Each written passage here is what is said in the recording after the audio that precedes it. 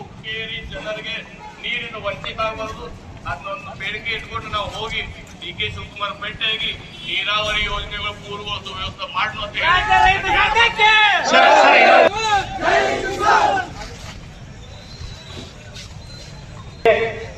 ನಿಮಗೆ ಬೆಂಬಲ ಕೊಡ್ಲಿಕ್ಕೆ ಬಂದಾರ. ಜೋರಾದ ಚಪ್ಪಾಳೆ ಮೂಲಕ ಸ್ವಾಗತ ಮಾಡ್ಕೊಡ್ರಿ.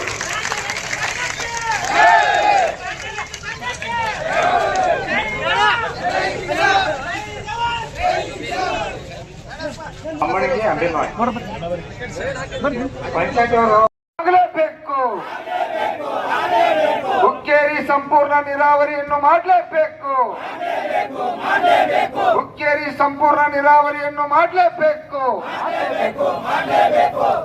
ಹುಕ್ಕೇರಿ ತಾಲೂಕಿನ ಮತ್ತು ಹುಕ್ಕೇರಿಯಲ್ಲಿ ಸಿಟಿಯಲ್ಲಿ ಇರ್ತಕ್ಕಂಥ ಎಲ್ಲ ನನ್ನ ವ್ಯಾಪಾರಸ್ಥರು, ಅಂಗಡಿ ವ್ಯಾಪಾರಸ್ಥರು ಮತ್ತು ಸೀಟ್ ಮಾರ್ಟ್ ಇರ್ಬೋದು, ಹಲವಾರು ಎಲ್ಲ ವ್ಯಾಪಾರಸ್ಥರು ದಯವಿಟ್ಟು ನಾಳೆ ದಿನ ಸಂಪೂರ್ಣ ಹುಕ್ಕೇರಿಯನ್ನ ಬಂದ್ ಕೊಡ್ಲಿಕ್ಕೆ ನಾವು ಕರೆ ಕೊಡ್ತಾ ಇದ್ದೀವಿ. ತಾವೆಲ್ಲರೂ ಕೂಡ ದಯವಿಟ್ಟು ಯಾಕಪ್ಪ ಅಂತಂದ್ರೆ ಇವತ್ತು ಅನ್ನದಾತರು 2 ದಿನ ಆದ ಬೀದಿ ಒಳಗೆ ನನ್ನ ರೈತ ದೇವರುಗಳು ಬೀದಿ ಒಳಗೆ ಕೂತಾರು.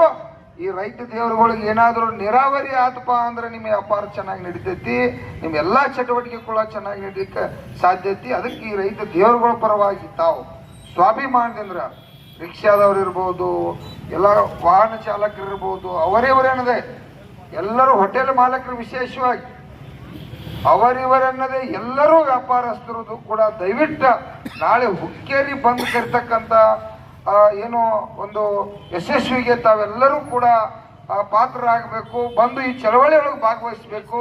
ಈ ಚಳವಳಿಯನ್ನು ಯಶಸ್ವಿ ಮಾಡಲಿಕ್ಕೆ ಏನು ಈ ಭಾಗದ ರೈತರಿಗೆ 60 ಹಳ್ಳಿಗೆ ನೀರಾವರಿ ಮಾಡಬೇಕಾಗೈತಿ. 60 ವರ್ಷದಿಂದ ವಂಚನೆ ಆಗೈತಿ.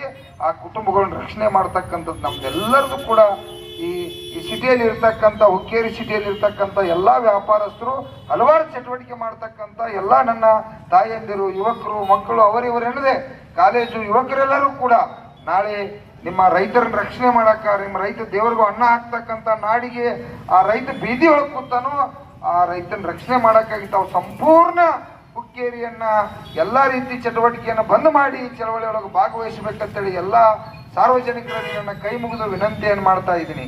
ಕರ್ನಾಟಕ ರಾಜ್ಯ ರೈತ ಸಂಘಕ್ಕೆ, ಹುಕ್ಕೇರಿ ರೈತರಿಗೆ, ಹುಕ್ಕೇರಿ ರೈತ ಮಕ್ಕಳಿಗೆ, ಹುಕ್ಕೇರಿ ಎಲ್ಲ ಸಾರ್ವಜನಿಕರಿಗೆ